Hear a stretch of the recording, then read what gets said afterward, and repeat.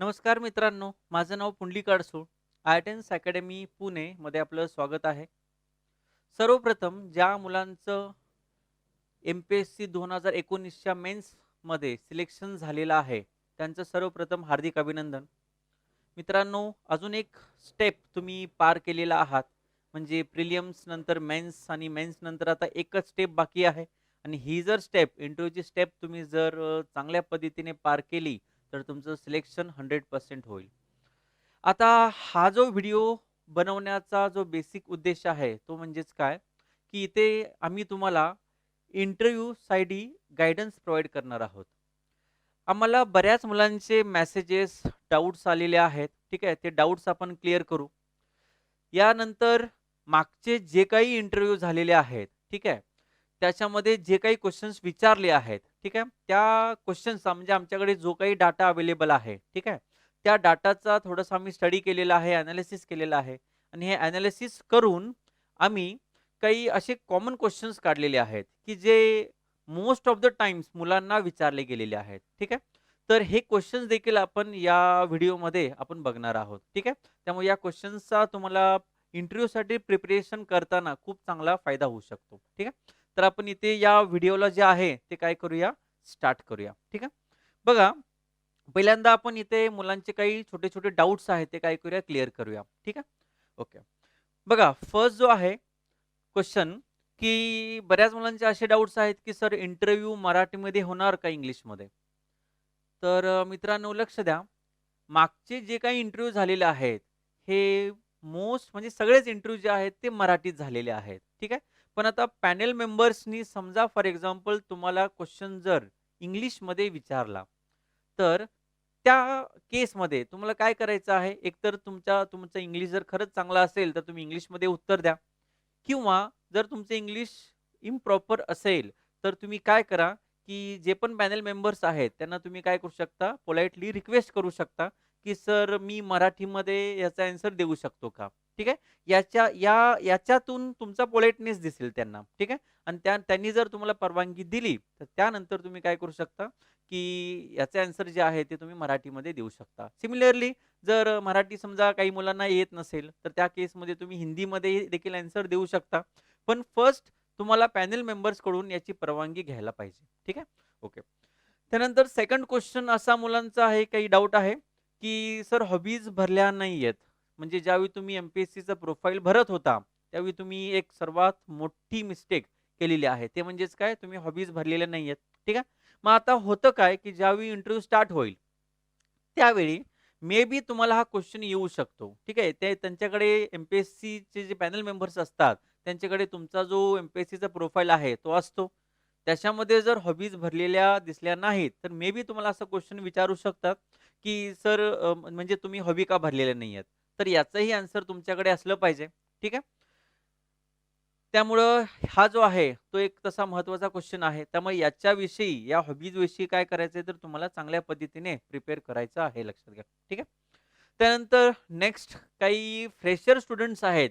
यांचा आम्हाला क्वेश्चन आहे, की "सर आम्ही फ्रेशर आहोत, तर आमचं सिलेक्शन होईल का?" मित्रांनो, जर तुम्ही मागचं 2-3 वर्षाचे जे सिलेक्शन जर बघाल, तर त्याच्यामध्ये फ्रेशर मुलांचा सिलेक्शन होण्याचा रेट जो आहे तो चांगला आहे. आता प्रोबॅबली तुमचे मार्क्स चांगले पाहिजेत लक्षात घ्या. जर मेन्सला मार्क्स चांगले असतील आणि इंटरव्ह्यूला देखील खूप चांगला जर परफॉर्मन्स असेल, तर 100% तुमचं सिलेक्शन आहे. लक्षात घ्या, इथे फ्रेशर आहे किंवा मी 2-3 वर्ष अभ्यास करतो, मग त्याचं सिलेक्शन लवकर होतं, असं काही नाही लक्षात घ्या. ठीक आहे. जो काही तुम्ही तुमच्या परीक्षेमध्ये परफॉर्मन्स दिलेला आहात, ठीक आहे, त्याच्यावरतीच तुमचं सिलेक्शन आहे. जर तुमचे मार्क्स खूपच चांगले असतील, तर ते असं नाही बघणार, की फ्रेशर आहे किंवा 2-3 वर्ष अभ्यास करतो, ठीक आहे, मग त्याला प्रेफरन्स द्यावं का? असं काही नाही लक्षात घ्या. जनरली फ्रेशर मुलंच जनरली खूप जास्त सिलेक्शन त्यांचं होत आहे लक्षात घ्या, ठीक आहे. त्यामुळं याचा बद्दल तुम्ही डाउट सोडून द्या आणि आपल्याला मेन म्हणजेच काय, की इंटरव्ह्यू बद्दल चांगली तयारी करायची आहे, की मी फ्रेशर आहे, मी 3-4 वर्ष अभ्यास करतो, मग माझं सिलेक्शन होईल, असं वगैरे काही नाहीये लक्षात घ्या. ठीक आहे. ज्याला मार्क्स चांगले असतील, जो इंटरव्ह्यूमध्ये चांगला म्हणतो ना परफॉर्मन्स देईल, त्याचं सिलेक्शन जे आहे ते होऊन जाईल लक्षात घ्या. त्यानंतर काही मुलं विचारतात, की "सर इंटरव्ह्यू कधी होणार?" ठीक आहे. तर मित्रांनो लक्ष द्या. अंदाजे या सप्टेंबर-ऑक्टोबर महिन्यामध्ये तुमचे इंटरव्ह्यू होण्याचे जास्त चान्सेस आहेत लक्षात घ्या. ठीक आहे. त्यामुळं तुम्ही आत्तापासूनच प्रिपरेशनला जे आहे ते स्टार्ट केलं पाहिजे. दिवसातले 2 तास, 3 तास तरी आपल्याला ठीक आहे प्रिपरेशनसाठी आत्तापासूनच द्यायला स्टार्ट केलं पाहिजे. ठीक आहे. ओके. नेक्स्ट एक महत्त्वाचा क्वेश्चन की बऱ्याच मुलांना म्हणजे बरं आता मेन्सचा मार्क्स तर तुम्हाला ऑलरेडी माहीत असेल, तुम्ही स्वतःचे एनालिसिस केलं असेल पेपरचं. ठीक आहे. तर बऱ्याच मुलांचं असं असतं, की सर मला आता मेन्सचा कट ऑफ तर आपल्याला माहीत आहे. त्याच्यानंतर मला लीड जे आहे ते 10 मार्क्सचं लीड आहे फक्त.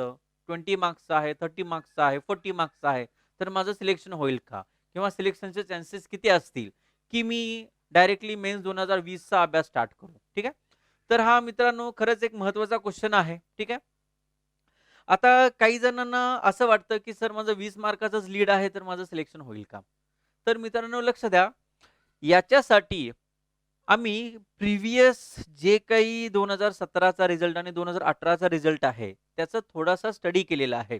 आणि त्या स्टडीवरून जे काही आम्हाला समजलंय, ठीक आहे, हे मी तुमच्यासमोर मांडण्याचा काय करतो, प्रयत्न करतो. याच्यावरून तुम्हाला समजेल, की कट ऑफ इतका आहे, मग याचं सिलेक्शन झालं. लीड इतकं होतं, मग याचं सिलेक्शन झालं, नाही झालं. या गोष्टी तुम्हाला समजून जातील. ठीक आहे. बघा याच्यामध्ये ही जी स्लाईड आहे, मी प्रत्येक कास्टचं इथं दिलेलं आहे. सगळ्याच कास्टचं मला सांगता येणार नाहीये. ठीक आहे. पण मी इथं इन जनरल एनालिसिस करतो, की मेन्सचा कट ऑफ आणि फायनल जो कट ऑफ लागला विथ इंटरव्ह्यू, ठीक आहे. या दोघांमध्ये म्हणजे ज्या मुलांचं लास्टला सिलेक्शन झालेलं आहे, म्हणजे ज्या मुलाचं सिलेक्शन झालेलं आहे, त्याच्याबद्दल आपण इथे डिस्कस करतोय. ठीक आहे. तर बघा इथे मित्रांनो, जी ओपन कॅटेगरी आहे, या ओपनमध्ये जो जनरल आहे, कट ऑफ जो मेन्सला होता 2017ला, 2017च्या मेन्सला जो कट ऑफ होता तो 240 मार्क्सचा होता. त्यानंतर फायनल कट ऑफ म्हणजे मी हे जे कट ऑफ आहे ते क्लास 2 चं बोलतोय, क्लास 2 इरिगेशनचं. कारण याच्या म्हणजे ज्या मुलांचं सिलेक्शन झालेलं आहे, त्यांचा कट ऑफ किती आहे, त्याच्याबद्दल मी बोलत आहे. ठीक आहे. तर ही जनरल कॅटेगरी आहे. बघा, मेन्सचा कट ऑफ 240 मार्क्सचा आहे आणि फायनल कट ऑफ जो आहे तो 283 आहे. म्हणजे मित्रांनो इथे 43 मार्क्सचं तुम्हाला काय दिसते तर डिफरन्स दिसतोय. आता 43 मार्क्सचा डिफरन्स काय आहे बघा, थोडंसं लक्ष द्या. समजा फॉर एक्झाम्पल, की या 2017च्या मेन्सला मला फॉर एक्झाम्पल 250 पडले फॉर एक्झाम्पल किंवा 260 पडले. ठीक आहे.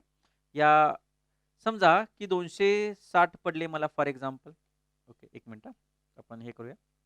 बघा, समजा 260 पडले फॉर एक्झाम्पल. आता हे 260 झाले. मला सांगा 260 म्हणजे तुमचं 20 मार्काचं लीड आहे. आता जर इंटरव्ह्यूला त्या मुलाला जरी 23 मार्क्स पडलेले असतील, तरी देखील त्या मुलाचं सिलेक्शन झालेलं आहे. समजतंय मित्रांनो काय म्हणतोय मी? की मेन्सला 240 मार्क्सचा कट ऑफ आहे. समजा त्याला ऑलरेडी 20 मार्क्सचं लीड होतं. प्लस 20 मार्क्सचं काय होतं? लीड होतं. म्हणजे 260 मार्क्स होते. आणि जर त्याला इंटरव्ह्यूला 23 मार्क्स मिळाले, याचा अर्थ ऑब्व्हियसली त्याचं सिलेक्शन झालं असेल. याचा अर्थ मित्रांनो ज्याचं म्हणजेच काय बघा हे सगळे प्रोबॅबिलिटीज आहेत. ठीक आहे. मी एकाच कास्टबद्दल बोलतोय. मे बी तुम्हाला पुढच्या कास्टमध्ये असं दिसणार पण नाहीये. पण मी ॲट लीस्ट मिनिमम लीडबद्दल बोलतोय, की ज्याच्यामध्ये मुलांचं सिलेक्शन झालेलं आहे. समजा याच मुलाला समजा 240 आहे. समजा याचा जर समजा 200 समजा 65 जागी 255 असतं फॉर एक्झाम्पल. जर 255 असतं, तर मला सांगा या मुलाला 28 मार्क्स जर इंटरव्ह्यूत मिळालेले असतील, तरी देखील त्याचं सिलेक्शन झालं असेल. समजतंय ना? म्हणजे आता आता मेन्सचे कट ऑफ प्लस माझ्याकडे आता ओन्ली 15 मार्क्स 15 मार्क्सचं लीड आहे. आणि जर त्याने इंटरव्ह्यूमध्ये 28 मार्क्स किंवा 28 प्लस मार्क्स घेतलेले असतील, तरी देखील त्याचं काय झालेलं आहे? सिलेक्शन झालेलं आहे. त्यामुळे मित्रांनो तुमचं लीड जे आहे ते 15 मार्क्स असेल आत्ता, 20 मार्क्स असेल, 25 मार्क्स असेल किंवा 30 मार्क्स असेल. तुम्ही होप सोडायचे नाहीयेत लक्षात घ्या. इंटरव्ह्यू जे आहे तुम्हाला बेस्ट द्यायचा इंटरव्ह्यूमध्ये. जर तुम्ही बेस्ट इंटरव्ह्यूमध्ये देत असाल, तर तुमचं सिलेक्शनचे चान्सेस देखील काय असतील तर वाढून जातील लक्षात घ्या. ठीक आहे. सिमिलरली इथे एससीचा कट ऑफ बघा तुम्ही. मेन्सचा कट ऑफ 188 मार्क्सचा होता आणि फायनल कट ऑफ ज्या मार्क्सला मुलाचं सिलेक्शन झालेलं आहे, तो आहे 236 मार्क्स. ठीक आहे. May be class 2 irrigation post आहे लक्षात घ्या. मग आता इथं जर तुम्ही डिफरन्स बघाल तर 48 मार्क्स आहे. मग आता इथे तुम्ही अनालिसिस करू शकता फॉर एक्झाम्पल, ठीक आहे, की समजा या मुलाला जे आहे ते समजा 200 मार्क्स होते फॉर एक्झाम्पल, हे 200 मार्क्स होते. प्लस या मुलाला मला सांगा किती 236 आहेत, समजा इंटरव्ह्यूला त्यांनी बेस्ट परफॉर्मन्स दिला आणि 36 मार्क्स घेतले फॉर एक्झाम्पल, तर देखील मुलाचं काय झालेलं आहे, सिलेक्शन झालेलं आहे. म्हणजे लीड जो आहे तो फक्त 12 मार्क्सचं लीड प्लस इंटरव्ह्यूला जर त्यांनी बेस्ट परफॉर्मन्स दिला तरी देखील त्याचं सिलेक्शन झालेलं आहे. ठीक आहे. त्यामुळे मित्रांनो हे लक्ष द्या की तुमचं लीड आता 15 मार्क्स आहे, 20 मार्क्स आहे, 25 मार्क्स आहे. याच्याकडे बघू नका, तुम्ही तुमचा बेस्ट देण्याचा प्रयत्न करा. समजतंय मित्रांनो? ठीक आहे. सिमिलरली बाकीच्या कास्टचं पण मी इथं दिलेलं आहे. तुम्ही एसटी कास्ट बघू शकता. 250 मार्क्स जो आहे ओपनसाठी मी जनरली डिस्कस करतोय इथे आणि फायनल सिलेक्शन 200 मार्क्सला झालेलं आहे. याचा अर्थ लीड मेन्स कट ऑफ पासून जे काही लीड आहे प्लस इंटरव्ह्यू याचे दोघांचे मार्क्स, लीड प्लस इंटरव्ह्यूचे मार्क्स जर 50च्या वरती असतील तर इथे याचं सिलेक्शन झालं असेल, लक्षात ठेवा. ठीक आहे. त्यामुळे इथं तुम्ही बाकीच्या कास्टचे बघू शकता. सिमिलरली इथं एन-टी-बी आहे, एन-टी-सी आहे, हेही तुम्ही चेक करू शकता. त्यानंतर इथंही मी काही मॅक्सिमम मार्क्स पण दिलेत, की एन-टी-डी मध्ये बघा तुम्ही इथं, की मेन्सचा कट ऑफ 216 मार्क्सचा होता आणि फायनल सिलेक्शन ज्या मुलाचं झालं, त्याला 276 मार्क्स असतील. ठीक आहे. म्हणजेच 60 मार्क्सचं इथं काय आहे, लीड आहे. मग आता इथं तुम्ही असंही चेक करू शकता, की समजा याला ऑलरेडी मेन्सचे मार्क्स समजा याचे समजा काहीतरी 236 असतील फॉर एक्झाम्पल किंवा 246 असतील आणि त्याने इंटरव्ह्यूला परत जर 30 मार्क्स घेतलेले असतील तर त्याचं 276 ला सिलेक्शन मे बी झाला असेल, लक्षात घ्या. ठीक आहे. तर अशीही केस असू शकते. इथं बघा मी एक मिनिमम केस दाखवतोय. मगाशी मी तुम्हाला इथं काहीतरी 48 मार्क्सची दाखवली. इथं तुम्ही बघा एस-बी-सी कॅटेगरीमध्ये मेन्सचा कट ऑफ 222 मार्क्स होता. मेन्सचा कट ऑफ 222 मार्क्सचा होता आणि फायनल सिलेक्शनचे मार्क्स किती आहेत तर 259 मार्क्स. याचा अर्थ मित्रांनो फायनल सिलेक्शन म्हणजे याची लीड बघा, लीड प्लस इंटरव्ह्यू मार्क्स. ठीक आहे. लीड प्लस इंटरव्ह्यू मार्क्स किती आहे टोटल 37 मार्क्स, लक्षात घ्या. ठीक आहे. मित्रांनो लक्ष द्या. आता याला जरी समजा 7 मार्क्सचं लीड आहे फॉर एक्झाम्पल, याला 7 मार्क्सचं लीड आहे आणि जर याने इंटरव्ह्यूला 30 मार्क्स घेतलेले असतील तरी देखील याचं सिलेक्शन झालंय. समजतंय? म्हणजे तुमचं लीड 5 मार्क्स असेल, 10 मार्क्स असेल, 15 मार्क्स असेल, 20 मार्क्स असेल. ठीक आहे. मला वाटतं की जो काही एक तर स्टेप तुम्ही पार केलेले आहात मेन्सची, लक्षात घ्या. जर इंटरव्ह्यू तुम्ही तुमच्या कष्टाने, मेहनतीने जर तुम्ही बेस्ट दिलात तर मे बी तुमचं सिलेक्शनचे चान्सेस हे इथं होऊ शकतं, लक्षात घ्या. ठीक आहे. त्यामुळं इथे एक तुम्हाला बेस्ट एक्झाम्पल मिळेल की जरी तुमचं 5 मार्क्स इथं लीड असेल आणि जरी तुम्ही इंटरव्ह्यूला इथं 30 मार्क्स जरी घेतले, म्हणजे जरी मग थोडक्यात काय ही केस आहे जनरल, लक्षात घ्या. या केसमध्ये त्या मुलाने जर 30 मार्क्स जर घेतलेले असतील तरी देखील त्याचं सिलेक्शन जे आहे ते इथं झालेलं आहे, लक्षात घ्या. ठीक आहे. मग असा हा 2017 जसा आहे तसेच इथं 2018 बघू शकता तुम्ही. 18चे काही मिनिमम केसेस सांगतो मी. बघा ओपन फिमेलमध्ये जो कट ऑफ होता, मेन्सचा कट ऑफ तो 234 मार्क्सचा होता. Same final cut off open फिमेलचा किती आहे 284. म्हणजे 284 मार्क्सला इथं त्यांचं सिलेक्शन झालेलं आहे. याचा अर्थ टोटल जे लीड आहे म्हणजेच काय मेन्स पासून लीड प्लस इंटरव्ह्यू मार्क्स जर पकडले आणि ज्याला 50च्या वरती मिळालेले आहेत त्याचं इथं काय झालेलं आहे तर सिलेक्शन झालेलं आहे, लक्षात घ्या. ठीक आहे.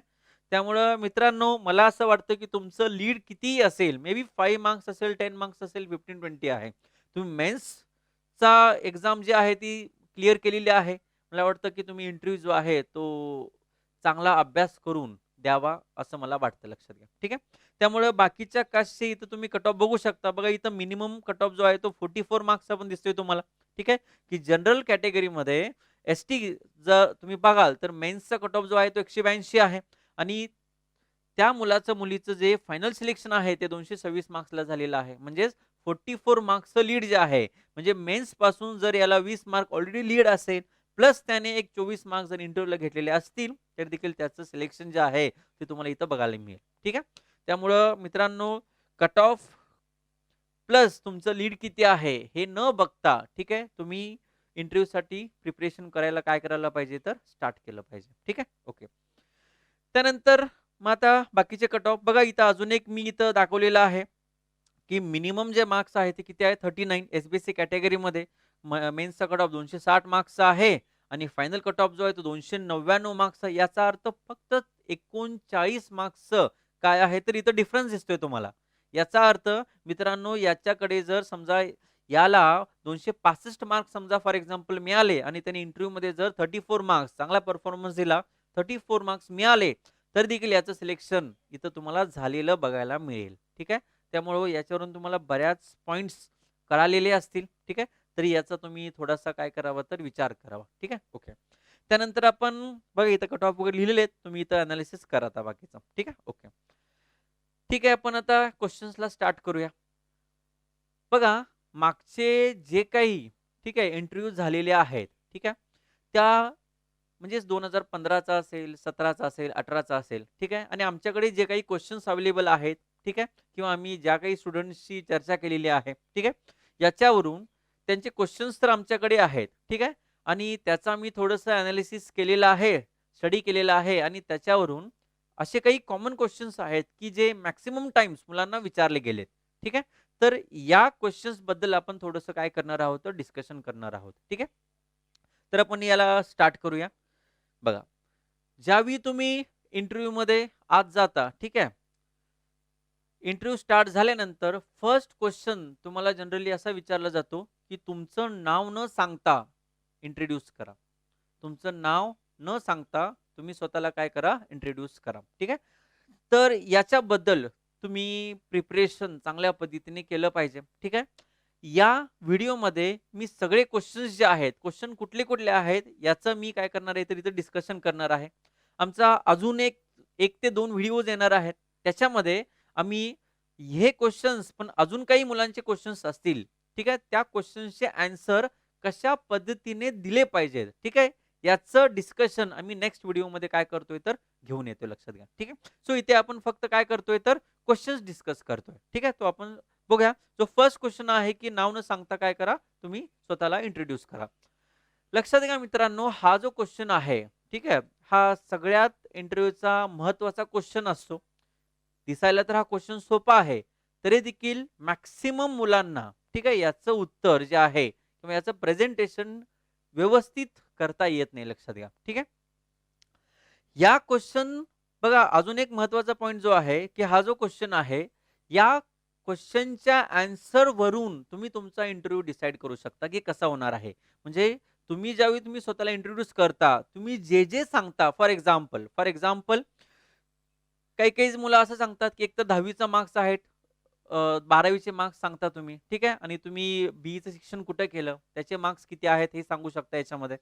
त्यानंतर तुम्ही जॉब वगैरे प्रिव्हियसली कुठे केला असाल तर ते देखील तुम्हाला माहिती तर द्यायला पाहिजे. ठीक आहे. मग आता हे जे तुम्ही काही सांगता तुमचं गाव असेल, जिल्हा असेल ठीक आहे. तर पहिले जे काही 5 ते 6 क्वेश्चन्स असतील मे बी ठीक आहे ते तुम्हाला याच आन्सर तुम्ही जे आन्सर्स दिलेले आहेत त्याच्यावरती तुम्हाला विचारणं. फॉर एक्झाम्पल बघा नेक्स्ट क्वेश्चन मी लिहिलेला आहे. क्वेश्चन असा विचारू शकतात की तुम्ही प्रायव्हेट जॉब करत असाल तर मग जॉब सोडून इकडे काय येत आहे. ठीक आहे. म्हणजे तुमचा प्रायव्हेट जॉब सोडून तुम्ही गव्हर्नमेंटला का जॉईन करताय तर याचा आन्सर तुमच्याजवळ असलं पाहिजे. ठीक आहे. मग काही मुलांचं असं असू शकतं की काही मुलं ऑलरेडी ए1 किंवा ए2 डिपार्टमेंटला जॉब करत असतील. ठीक आहे. तर त्यांना नेक्स्ट क्वेश्चन म्हणजे त्यांना हा क्वेश्चन मे बी विचारू शकतात. तर तुम्ही ऑलरेडी डिपार्टमेंटला जॉइन असाल, ऑलरेडी डिपार्टमेंटला जॉइन आहेत. तर तुम्ही का परत इंटरव्ह्यू देताय वगैरे असे क्वेश्चन्स मे बी येऊ शकतात. किंवा तुमचा जो काही प्रिव्हियस जॉब आहे, ठीक आहे, त्याच्याबद्दल तुम्हाला इथे क्वेश्चन असू शकतो. ठीक आहे. नेक्स्ट याच्यामध्येच त्याचमध्ये तुम्हाला असे विचारतात, की तुमचे हॉबीज काय आहे, स्ट्रेंथ काय आहे, वीकनेस काय आहे? हा क्वेश्चन लक्ष द्या. मागच्या वर्षीचे जे इंटरव्ह्यू झाले, त्याच्यामध्ये पॅनल मेंबर्समध्ये ओक सर होते आणि ओक सरांनी मॅक्सिमम मुलांना शेवटचा क्वेश्चन जो आहे, तो हा क्वेश्चन विचारला होता, की तुमच्या हॉबीज काय आहेत, स्ट्रेंथ काय आहे, तुमची वीकनेस काय आहे? त्यामुळं मे बी यावर्षी तुम्हाला हा क्वेश्चन्स विचारू शकतात. ठीक आहे. सो याच्याबद्दलही तुम्हाला काय करायला पाहिजे, तर चांगल्या पद्धतीने अभ्यास केला पाहिजे. नेक्स्ट अजून एक महत्त्वाचा क्वेश्चन आहे. ठीक आहे. हा बऱ्याच मुलांना म्हणजे आम्ही ज्या मुलांना विचारलं, त्या मुलांनी आम्हाला हे सांगितलेलं आहे. बघा, इंटरव्ह्यू रूममध्ये आला, म्हणजे इंटरव्ह्यू रूममध्ये तुम्ही जात आहात. ठीक आहे. गेल्यानंतर ठीक आहे, तुम्ही कुठल्या-कुठल्या गोष्टी ऑब्झर्व्ह करता. ठीक आहे. त्याच्याबद्दलही मुलांना विचारलेलं आहे. म्हणजेच तुम्ही समजा दरवाजातून मे आय कम इन सर म्हणून एंटर झालात. ठीक आहे. गुड मॉर्निंग, हॅपी मॉर्निंग म्हणून जर तुम्ही इथे बसला, ठीक आहे. डिस्कशन नंतर मे बी तुम्हाला असा क्वेश्चन विचारतील, की तुम्ही रू ज्या डोअरला ओपन करून आतमध्ये आला, तो कुठल्या टाइपचा डोअर आहे? ठीक आहे. असंही विचार म्हणजे तुमचं ऑब्झर्वेशन इथे चेक करतात. किंवा खाली जी टाइल्स आहे, कुठल्या टाइपची टाइल्स आहे? असेही क्वेशन्स आलेले आहेत मित्रांनो, लक्षात घ्या. ठीक आहे. किंवा फॉर एक्झाम्पल वरती पी केलेलं आहे, तर तुम्हाला विचारतील पी काय आहे? कसं बनतं? ठीक आहे. सो ह्या देखील गोष्टी ज्या आहेत ऑब्झर्वेशनल बेस्ड, ठीक आहे. या गोष्टीचं आन्सर तुम्हाला माहीत असलं पाहिजे, लक्षात घ्या. ठीक आहे. ओके. त्यानंतर नेक्स्ट क्वेश्चन आहे महत्त्वाचा, की इंट्रोडक्शनमध्येच तुम्ही तुमच्या गावाबद्दल, जिल्ह्याबद्दल माहिती सांगितलेलं आहात. ठीक आहे. तर या बाबतीत पण काही बरेच क्वेश्चन्स मागच्या प्रिव्हियस मुलांना विचारले गेलेले आहेत. म्हणजेच काय? बघा मी तर सगळे पॉइंट्स इथं लिहिलेले आहेत ऑलमोस्ट. ठीक आहे. तुमच्या गावामध्ये किंवा तुमच्या जिल्ह्यामध्ये, ठीक आहे, नद्या कोणत्या-कोणत्या आहेत? ठीक आहे, की डॅम कोणते-कोणते आहेत? तुम्हाला घरात पाणी येतं तर कुठल्या डॅम थ्रू येतं? ठीक आहे, हे विचारलं गेलेलं आहे. तुमच्या जिल्ह्यातून किती हायवे जातात विचारलं जाईल किंवा एखादा कॅनल असेल तर त्याचं नाव विचारलं जाईल किंवा एखादा फेमस कॅनल असेल तर त्याच्याबद्दल तुम्हाला माहिती विचारली जाईल. तुमच्या जिल्ह्यामध्ये इरिगेशन स्कीम्स कुठल्या-कुठल्या आहेत याच्याबद्दल माहिती विचारतात. एखादा ब्रिज असेल फॉर एक्झाम्पल, ठीक आहे, तर त्या ब्रिजबद्दल त्याचा स्पॅन किती आहे, कुठल्या टाइपचा आहे, असे क्वेशन्स तुम्हाला तिथे येऊ शकतात, लक्षात घ्या. काही रोड्स असतील, जे फेमस रोड्स असतील त्याच्याबद्दल तुम्हाला विचारले जाऊ शकतात. याचाच अर्थ तुमचा जो काही जिल्हा आहे, त्या जिल्ह्याबद्दल तुम्हाला प्रत्येक हे जे पॉइंट्स लिहिले आहेत, या प्रत्येक पॉइंटबद्दल तुम्हाला ही माहिती गोळा करणं गरजेचं आहे आणि त्याचा अभ्यास तुम्हाला चांगल्या पद्धतीने केला पाहिजे, लक्षात घ्या. ठीक आहे. सो रिव्हर असेल, डॅम असेल, हायवे असेल, ब्रिज असेल, इरिगेशन स्कीम्स असतील, याचा स्टडी जो आहे तो तुम्हाला काय करायचा आहे, थोडासा करावा लागेल, लक्षात घ्या. ठीक आहे. त्यानंतर हाही क्वेश्चन बऱ्याच मुलांना विचारलेला आहे. नेक्स्ट क्वेश्चन जो आहे, की तुम्ही ज्या कॉलेजमधून बी पास आउट झाला किंवा एम-टेक किंवा एम-ई केलेलं आहे, ठीक आहे. त्या कॉलेजचं नाव, त्या युनिव्हर्सिटीचं नाव काही जणांना विचारलेलं आहे. बऱ्याच जणांना युनिव्हर्सिटीचं नाव मे बी माहीत नसेल. ठीक आहे. असतं बऱ्याच जणांना तसं माहीत असतं. ठीक आहे. हा मात्र माहीत नसतं. हा जो क्वेश्चन आहे, की तुमच्या युनिव्हर्सिटीचे कुलगुरू कोण आहेत? ठीक आहे. हे क्वेश्चन जो आहे तो बऱ्याच विद्यार्थ्यांना गेले 2 वर्षामध्ये जे काही इंटरव्ह्यू झाले, त्यावेळी विचारलं होतं. ठीक आहे. त्यामुळं युनिव्हर्सिटीचे कुलगुरू कोण आहेत किंवा तुमचे कॉलेज जे असतील, कुणाचं आहे ते, ठीक आहे. कधी स्टार्ट झालेलं आहे, अशा गोष्टी तुम्हाला या कॉलेज किंवा युनिव्हर्सिटीबद्दल काय करू शकतात, तर विचारू शकतात. ठीक आहे. त्यानंतर नेक्स्ट क्वेश्चन आहे. बघा हे क्वेश्चन जे आहे, नेक्स्ट क्वेश्चन जो आहे, तसा फेमस आहे. ठीक आहे. हा जो क्वेश्चन आहे, आता मगाशी आपण जिल्ह्याबद्दल पाहिलं. तसंच हा question with respect to Maharashtra असेल, इंडिया असेल किंवा वर्ल्ड असेल, हे देखील क्वेश्चन्स आलेले आहेत, लक्षात घ्या. म्हणजेच लाँगेस्ट किंवा शॉर्टेस्ट रिव्हर कोणती आहे? सगळ्यात मोठी लांब नदी कोणती आहे? किंवा छोटी नदी कोणती आहे? महाराष्ट्रामध्ये कोणती आहे? इंडियामध्ये कोणती आहे? वर्ल्डमध्ये कोणती आहे? असं विचारलं जाईल. किंवा महाराष्ट्रामधला सगळ्यात मोठा डॅम कुठला आहे? त्याची कपॅसिटी किती आहे? ठीक आहे. हे देखील विचारलं जाईल, लक्षात घ्या. ठीक आहे. त्यानंतर एखादा ब्रिज असेल, मगाशी जे पॉइंट्स आपण डिस्कस केले तेच आहे तिथं, पण हे विथ रिस्पेक्ट टू महाराष्ट्र किंवा इंडिया किंवा वर्ल्ड आहेत, लक्षात घ्या. ठीक आहे. तर हे क्वेश्चन्स देखील काही मुलांना मागचे विचारले गेलेले आहेत, लक्षात घ्या. त्यानंतर जे काही प्राइजेस मिळतात आपल्याला विथ रिस्पेक्ट टू इंडिया असेल आता इथे, ठीक आहे, महाराष्ट्र असेल, लक्षात घ्या. ठीक आहे. फॉर एक्झाम्पल नोबेल प्राइज कुणाला मिळालं, कशामध्ये, फिजिक्समध्ये कुणाला मिळालं, ठीक आहे, वगैरे ह्या गोष्टी ज्या आहेत ह्या तुम्हाला इथं अभ्यास करणं गरजेचं आहे. किंवा भारतरत्न गेल्या वर्षी कुणाला मिळालं किंवा फर्स्ट भारतरत्न कुणाला मिळालं, ठीक आहे. तर ह्या गोष्टी देखील तुम्हाला इथं अभ्यास करणं गरजेचं आहे. त्यानंतर नेक्स्ट क्वेश्चन बघा, सर विश्वेश्वरैया जे आहेत, ठीक आहे, हे कोण आहेत आणि त्यांचं कॉन्ट्रीब्युशन, ठीक आहे, काय आहे टुवर्ड्स द इंजिनिअरिंग फील्ड, ठीक आहे. तर हे देखील क्वेश्चन, हा जो क्वेश्चन आहे हा देखील बऱ्याच मुलांसाठी आलेला आहे, लक्षात घ्या. ठीक आहे. त्यामुळं कारण हा इंजिनिअरिंग रिलेटेड आहे, त्यामुळे हा क्वेश्चन जो आहे तो विचारण्याचे चान्सेस आहेत. ठीक आहे. त्यामुळे हा क्वेश्चन जो आहे तोचा इम्पॉर्टंट आहे. त्यानंतर काही स्कीम्स असतील किंवा काही नवीन इरिगेशन किंवा पी-डब्ल्यू-डी जर स्कीम्स, प्रोजेक्ट्स असतील, ठीक आहे, तर त्याच्याबद्दल माहिती तुम्हाला गोळा केली पाहिजे. याच्यासाठी रिस्पेक्टिव्ह ज्या काही वेबसाईट्स आहेत, त्या वेबसाईटमध्ये जाऊन म्हणजेच इरिगेशन रिलेटेड असेल, पी-डब्ल्यू-डी असेल, ठीक आहे, डब्ल्यू-सी-डी किंवा सॉइल कन्झर्वेशन असेल, याच्या रिलेटेड जी काही माहिती असेल गव्हर्नमेंटची, ठीक आहे, ती तुम्हाला त्या रिस्पेक्टिव्ह वेबसाईटवर जाऊन तुम्ही काय केलं पाहिजे, तर त्याला कलेक्ट केलं पाहिजे, लक्षात घ्या. ठीक आहे. आता हाही क्वेश्चन तसा महत्त्वाचा आहे, याचाही आन्सर तुमच्याकडे माहीत पाहिजे, की तुम्ही फर्स्ट आता ज्यावेळी तुम्ही प्रोफाईल भरलेला आहात, त्यावेळी तुम्ही पहिला प्रेफरन्स ऑब्व्हियसली पीडब्ल्यूडी दिला असाल, त्यानंतर इरिगेशन दिला असाल. बरोबर आहे ना हे? सो आता हा क्वेशन मे बी तुम्हाला येऊ शकतो, की तुम्ही फर्स्ट प्रेफरन्स पीडब्ल्यूडी का दिलात? किंवा तुमचा फर्स्ट प्रेफरन्स पीडब्ल्यूडी का आहे? इरिगेशन का नाहीये? सो याचा आन्सर तुम्हाला तयार करता आलं पाहिजे. ठीक आहे.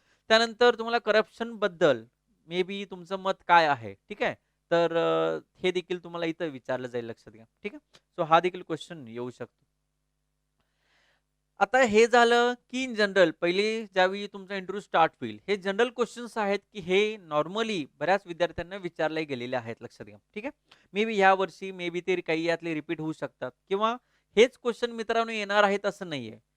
पण तुम्हाला एक आयडिया येऊन जाईल, की कशा पद्धतीने क्वेश्चन इंटरव्ह्यू पॅनलमध्ये विचारले जातात. ठीक आहे. आता आपण नेक्स्टमध्ये टेक्निकलला स्टार्ट करूया थोडंसं. ठीक आहे.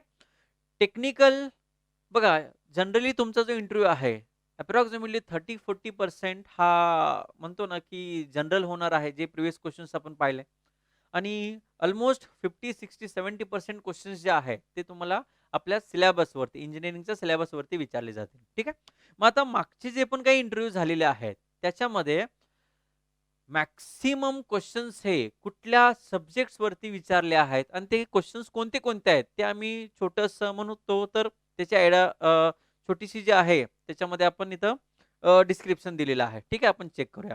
बघा, महत्त्वाचा क्वेश्चन आहे टेक्निकलमध्ये, की तुमचा फर्स्ट क्वेश्चन आहे, की तुमचा जो बी किंवा एम-ई, एम-टेकचा जो प्रोजेक्ट असेल, त्या प्रोजेक्टबद्दल मे बी तुम्हाला विचारू शकतात. ठीक आहे. त्यामुळं त्याची तयारी, तुमचा जो काही प्रोजेक्ट असेल, त्याबद्दल देखील तुम्ही तयारी करू शकता. आता याच्यामध्ये मी थोडंसं मला पॉइंट्स ॲड करावंसं वाटतं, की बी-चा प्रोजेक्ट काय केला होता? म्हणतो ना, की होता काय? ठीक आहे. किंवा त्यावेळी मी काही म्हणतो ना, केलंच नाहीये प्रोजेक्ट. आता त्याच्याबद्दल मला काहीच माहीत नाहीये. असं बऱ्याच मुलांचं असतं, लक्षात घ्या. आता हा तुमचा बी-चा प्रोजेक्ट काय होता हे इंटरव्ह्यू पॅनलला देखील माहीत नाहीये. बरोबर आहे ना हे? त्यामुळं तुम्ही एक असा प्रोजेक्ट, की ज्याच्याबद्दल तुम्हाला खूप नॉलेज आहे फॉर एक्झाम्पल, ठीक आहे? तो देखील प्रोजेक्टचं नाव तुम्ही इंटरव्ह्यू पॅनलमध्ये देऊ शकता.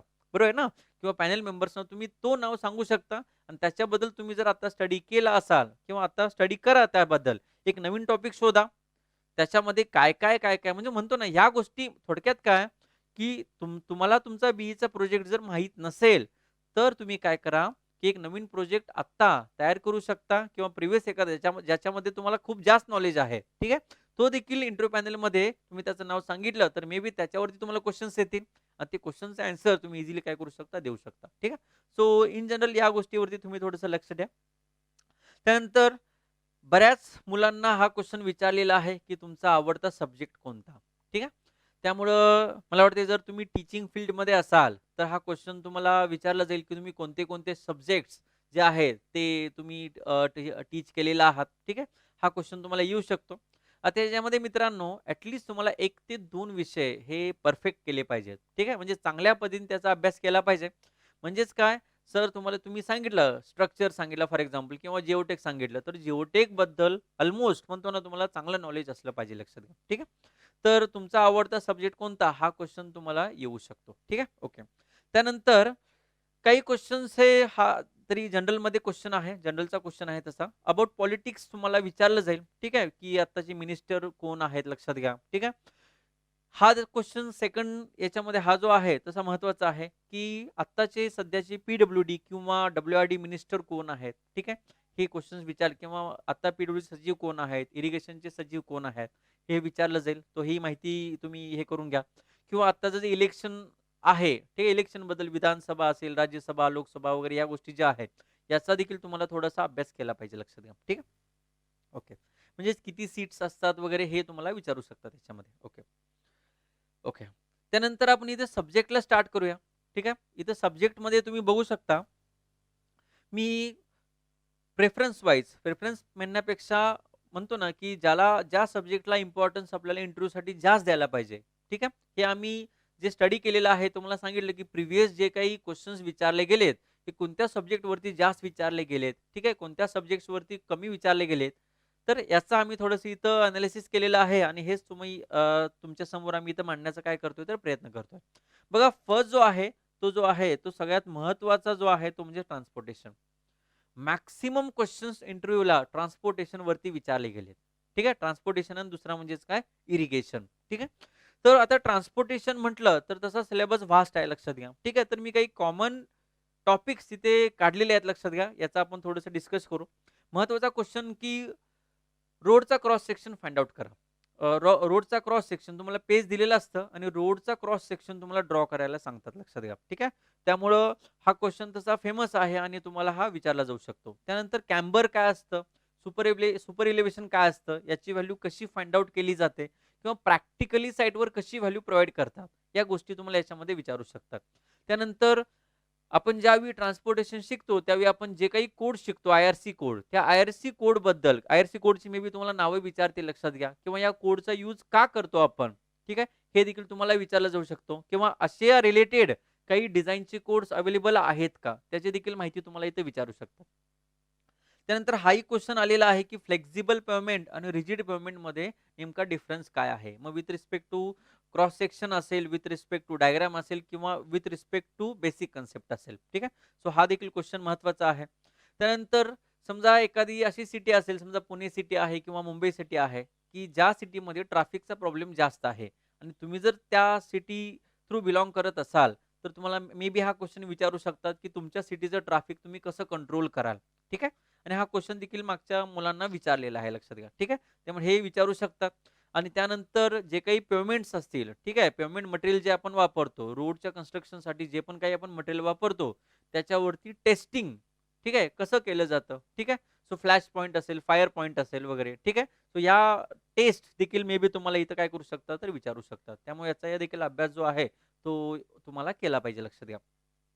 त्यानंतर म्हणजेच काय, ट्रान्सपोर्टेशन बद्दल मॅक्सिमम क्वेश्चन्स विचारतात, लक्षात घ्या. हेच पॉईंट मित्रांनो नाही आहेत, लक्षात घ्या. अजून बरेच पॉईंट्स असतील मे बी जे ते ऍड करतील, बरोबर, ऑब्व्हियसली ऍड करणार आहेत, लक्षात घ्या ते. त्यामुळे त्या पॉईंट्सचा अभ्यास म्हणजे थोडक्यात काय, ट्रान्सपोर्टेशनचा सब्जेक्ट हा तसा महत्वाचा इंटरव्ह्यूसाठी आणि चांगल्या पद्धतीने तुम्हाला त्याचा अभ्यास करणं गरजेचं आहे. ठीक आहे, त्यानंतर नेक्स्ट जो आहे तो इरिगेशन. ठीक आहे, इरिगेशन टॉपिक हा देखील इथं महत्वाचा आहे, कारण इरिगेशनच्याही जागा आहेत, पीडब्ल्यूडीच्याही जागा आहेत, लक्षात घ्या. ठीक आहे, त्यामुळे इरिगेशन वरती देखील तुम्हाला क्वेश्चन्स येतील. त्याच्यामध्ये महत्वाचे जे टॉपिक्स आहेत ते मी ते डिस्कस करतोय. एक आहे कॅनाल. ठीक आहे, कॅनाल बद्दल म्हणजे सगळ्यात फेमस क्वेश्चन असा आहे की टाइप्स ऑफ कॅनल कोणते. ठीक आहे, आणि कॅनलचा क्रॉस सेक्शन ड्रॉ करा. कॅनलचा क्रॉस सेक्शन ड्रॉ करा. अबटमेंट्स कुठे प्रोव्हाइड करतात, बम्स कुठे प्रोव्हाइड करतात, बरेच छोटे छोटे पॉईंट्स आहेत, लक्षात घ्या त्याच्यामध्ये. ठीक आहे, ते तुम्हाला इथे विचारलं जाईल, लक्षात घ्या. ठीक आहे, त्यानंतर नेक्स्ट आहे स्पिलवेज असतील, डॅम्स असतील, डॅमचा क्रॉस सेक्शन ड्रॉ करा. कुठले कुठले फोर्सेस लागतात डॅम वरती. ठीक आहे, अपलिट प्रेशर जे आहे ते कसं मेजर केलं जातं. ठीक आहे, किंवा हे म्हणजे या गोष्टी ज्या आहेत त्या इरिगेशन मध्ये विचारले जातील, लक्षात घ्या. ठीक आहे, सो याचा देखील अभ्यास तुम्हाला मित्रांनो चांगल्या पद्धतीने केला पाहिजे. सेम इरिगेशन मध्ये हा क्वेश्चन जो आहे काही मुलांना मागच्या वर्षी विचारला होता की तुम्ही ज्या जिल्ह्यात राहता, ठीक आहे, त्या जिल्ह्याचं ॲव्हरेज प्रेसिपिटेशन किती आहे. ठीक आहे, म्हणजे तुमच्या जिल्ह्यामध्ये मागच्या वर्षी किंवा या वर्षी किती पाऊस झाला, किंवा इंडियामध्ये किंवा महाराष्ट्रामध्ये मागच्या वर्षी किती पाऊस झाला. ठीक आहे, किंवा फ्लड आला होता मागच्या वर्षी, त्या फ्लड रिलेटेड तुम्हाला विचारू, आताही फ्लड येण्याचे चान्सेस आहेत मे बी, लक्षात घ्या. ठीक आहे, त्यामुळे त्या फ्लड रिलेटेड देखील तुम्हाला काय करू शकतात तर क्वेश्चन्स इंटरव्ह्यू मध्ये विचारले जाऊ शकतात, लक्षात घ्या. ठीक आहे, त्यामुळे तुमच्या एरियाचा असेल, महाराष्ट्राचा असेल, इंडियाचा असेल, तर अॅन्युअल ॲव्हरेज प्रेसिपिटेशन जे म्हणतो आपण, ठीक आहे, किती अॅन्युअली ॲव्हरेज प्रेसिपिटेट म्हणजे पाऊस किती झाला. ठीक आहे, याची माहिती तुम्ही इंटरनेटवरून तुम्हाला मिळून जाईल, लक्षात घ्या. ठीक आहे, ओके. त्यानंतर नेक्स्ट आहे जो महत्वाचा मला वाटतं की टॉपिक आहे किंवा सिलेबस आहे तो म्हणजेच काय तर ब्रिजेस. ब्रिजेस वरती देखील क्वेश्चन्स मित्रांनो बरेच येतात. म्हणजेच अफ्लक्स काय आहे, इकॉनॉमिक स्पॅन काय आहे, बेरिंग्स काय असतात, कशा त्यांचा बेसिक फंक्शन काय आहे, या गोष्टी देखील इथे विचारल्या जाऊ शकतात. ठीक आहे, नेक्स्ट आहे बिल्डिंग मटेरियल. हा टॉपिक मी दिलाय. जनरली काही काही मुलांना कॉन्क्रीटचे टेस्टिंग असेल, सिमेंटचे टेस्टिंग असेल, टाइप ऑफ सिमेंट, समजा डॅम बांधायचा आहे, कुठल्या टाइपचं सिमेंट वापराल तुम्ही. ठीक आहे, सो अशा काही छोट्या छोट्या गोष्टी देखील तुम्हाला याच्यामध्ये बघायला मिळतील. सो नेक्स्ट जो आहे तो आहे बिल्डिंग मटेरियल, देखील तुम्हाला तसं महत्वाचं आहे. नेक्स्ट मे बी तुम्हाला स्ट्रक्चरचे विषय देखील विचारू शकतात, जे कॉमन क्वेश्चन्स मागच्या किंवा त्याच्या मागच्या इंटरव्ह्यू मध्ये विचारले गेलेत ते इथे मी डिस्कस करतोय. बघा मित्रांनो, मी जे क्वेश्चन्स दिलेत, थोडंसं आपण इथं अजून काही पॉइंट्स ॲड करूया. बघा, बघा सॉममध्ये इन जनरल विचारलं गेलं, की स्ट्रेस स्ट्रेन कर्व्ह काय? जो स्ट्रेस स्ट्रेस आणि स्ट्रेनचा जो चॅप्टर आहे, with respect to materials related आहे लक्षात घ्या. ठीक आहे. आणि तो टॉपिक मात्र तुम्हाला महत्त्वाचा आहे आणि अभ्यास त्याचा करायचा आहे. मग याच्यामध्ये बऱ्याच डेफिनेशन पण आहेत. प्लास्टिसिटी काय, मॅलिएबिलिटी काय असेल, इलास्टिसिटी काय असेल लक्षात घ्या. प्लास्टिक झोन काय असतो, बरोबर आहे ना हे?